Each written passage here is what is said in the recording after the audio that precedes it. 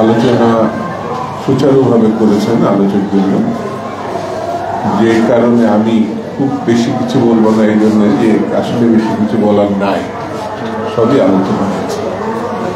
যে লক্ষ্য নিয়ে আন্দোলন, সেটা 16 বছরের আন্দোলন।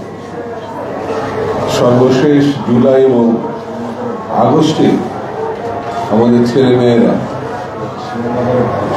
তাদের বুকে রক্ত ঢেলে দিয়েছে, সাধারণ মানুষ বুকে রক্ত দিয়েছে, কৃষক শ্রমিক তারা বুকে রক্ত দিয়েছে,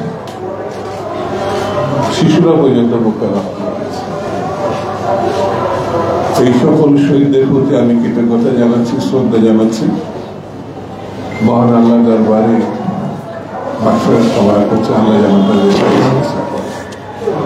যারা আহত হয়েছে আল্লাহ যেন তাদের সুস্থতা দান করে। আমরা যেন যারা এই বয়সে যারা আছে তারা একাত্তর দেখেছি, সক্রিয়ভাবে রাষ্ট্রের সঙ্গে অংশগ্রহণ করেছি। যুদ্ধকালীন সময়ে মৃত্যু কত নির্মম সেটা আমরা দেখেছি। 90 গণঅভ্যুত্থানে আমরা সক্রিয়ভাবে নেতৃত্ব দিয়েছি, সেই সময় আমরা ছাত্র না। আজ 24-এ এই মহান গণঅভ্যুত্থানে এই যে 3টি পিরিয়ড ইতিহাসের মহান দিক, এটি সবটাই হচ্ছে স্বাধীনতা এবং গণতন্ত্রের জন্য, মানুষের অধিকারের জন্য এই আন্দোলন। এবং লক্ষণীয় বিষয়, স্বাধীনতা পরবর্তীতে জনাব শেখ মুজিবুর রহমান সাহেবের কাছ থেকে যা প্রত্যাশা করেছিল সেটি পায় নাই। শুধু হতাশ হয় নাই, পায় নাই এটা বললে সম্পূর্ণ বলা হবে না। তিনি নিজে তার বক্তৃতায় স্বীকার করেছিলেন, লোকে পায় চোরের সোনার খনি, আমি পাইছি এটা একজন চোরের খনি। এটা একজন প্রধানমন্ত্রীর জন্য, রাজনৈতিক স্মরণীয় বরণীয় ব্যক্তির জন্য, এটা আক্ষেপ বলবো না, সত্যটাই তিনি সেই সময় বলেছেন। 40,000 বিরোধী দলের নেতা তার শাসনকালে নিহত হয়েছিল, শহীদ হয়েছে। ওই শাসনকালে দুর্ভিক্ষ প্রত্যক্ষ করেছে জাতি।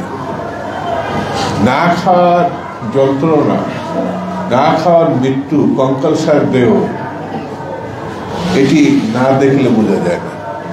যে জাতির লক্ষ লক্ষ মানুষ শহীদ হয়েছিল স্বাধীনতা, গণতন্ত্র এবং দুমুঠো ভাত তারা খাবার পাবে এই প্রত্যাশায়, একটা চাকরি পাবে এই প্রত্যাশায়, তারা কিভাবে উপকৃত হয়েছে এবং নিগৃহীত হয়েছে। 72-এর 75 এই সময়টা যারা দেখেনি, শুধু পড়েছে, সবটা জানতে পারবে না। 90-এর গণঅভ্যুত্থানের আগে দীর্ঘ 9 বছর আমরা দেশনেত্রী বেগম খালেদা জিয়ার নেতৃত্বে শুধু আন্দোলন না, বাংলাদেশের অধিকারের জন্য আমরা এই দেশবাসী লড়াই করেছি। আমরা ছাত্র কর্মী হিসাবে তার সঙ্গে ছিলাম।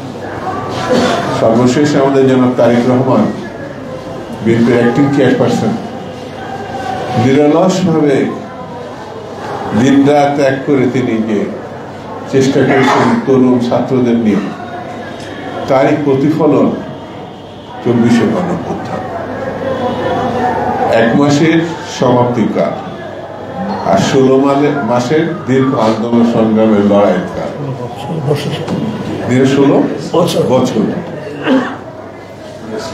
5,500 নেতাকর্মী, বিএনপিরই, অন্যান্য দলেরও আছে, ছাত্র দল, যুব দল, শ্রমিক দল, মেহনতি মানুষ যারা বিএনপির সঙ্গে ছিলেন তারা লড়াই করেছেন এবং শাহাদত বরণ করেছেন 5,500। আমি এই সুদীর্ঘ কালের যে লড়াই, সেই লড়াইয়ের পরিসমাপ্তি 24-এর জুলাই আগস্টের গণঅভ্যুত্থানে, তাও 1 বছর হয়ে গেল। প্রত্যাশা কি? প্রত্যাশা তো গণতন্ত্র, প্রত্যাশা তো স্বাধীনতা, প্রত্যাশা তো অধিকার, প্রত্যাশা তো চাকরি, প্রত্যাশা তো খাওয়ার, আমি নির্বিঘ্নে চলাফেরা। এইভাবে যদি আমি দেখি, সেই প্রত্যাশা গত 1 বছরের মধ্যে কতটুকু পূরণ করা সম্ভব হয়েছে। আমি একটা জিনিস লক্ষ্য করেছি, একসময় মিডিয়াতে, বিশেষ করে সোশ্যাল মিডিয়াতে, মানে এই সরকার ক্ষমতা নেওয়ার 2-3 মাস কথা হতো যে কমপক্ষে 10 বছর থাকবে এই সরকার, ডক্টর ইউনূস সাহেব, আরো বেশি থাকবে। তারপরে এটি আরো 1 বছর পর 5 বছরে নেমে এসছে।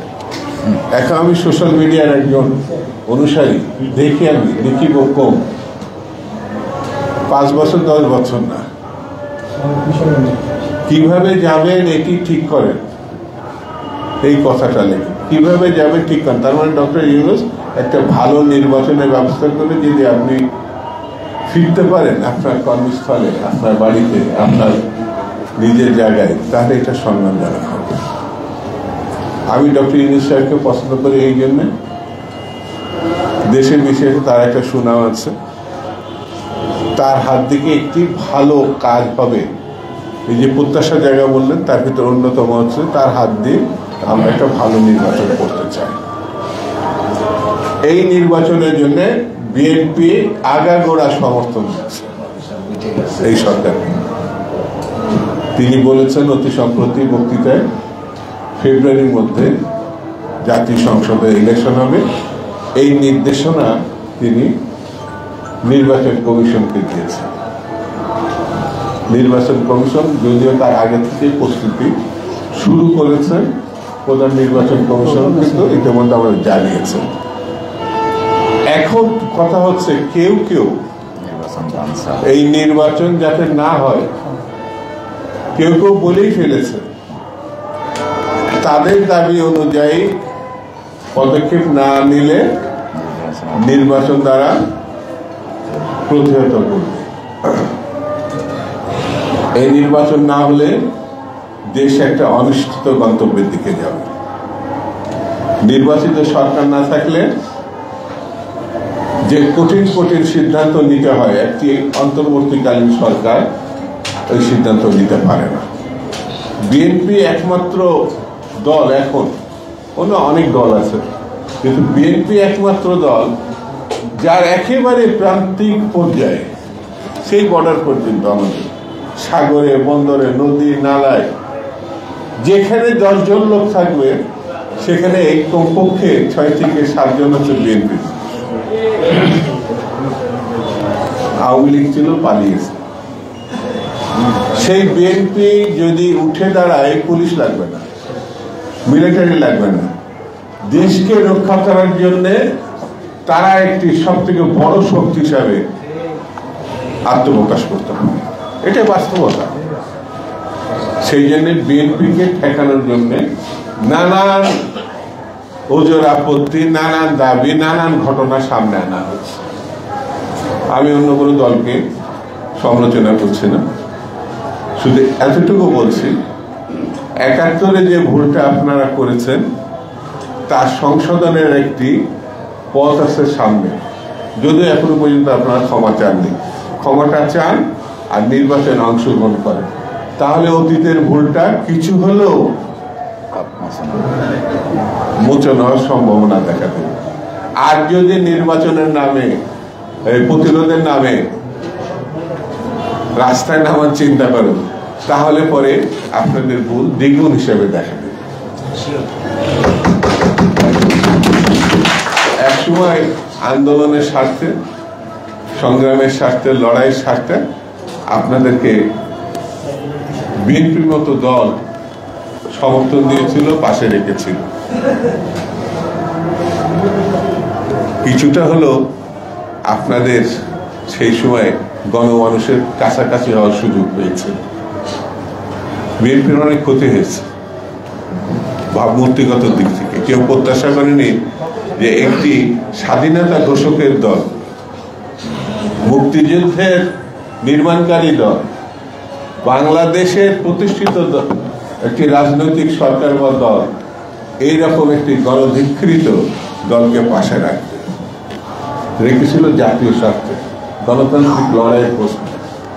সেটি আপনারা মনে রাখলে ভালো হবে, আপনাদের জন্য, দেশের জন্য, মানুষের জন্য। সেটি কিভাবে করুন, আসুন আমরা সবাই মিলে এই সরকার যে উদ্যোগটা নিচ্ছে সেই নির্বাচনকে আমরা সাফল্যমণ্ডিত হবে এবং এই সাফল্যের মধ্য দিয়ে যে সরকার আসবে আমরা মনে করি সেই সরকার এই দেশের স্বাধীনতা এবং গণতন্ত্র, সার্বভৌমত্ব, মানুষের অধিকার এটা রক্ষা করতে পারবে। এই প্রত্যাশার কথা জানিয়ে সবাইকে ঐক্যবদ্ধ থাকার আহ্বান জানিয়ে আমি আমার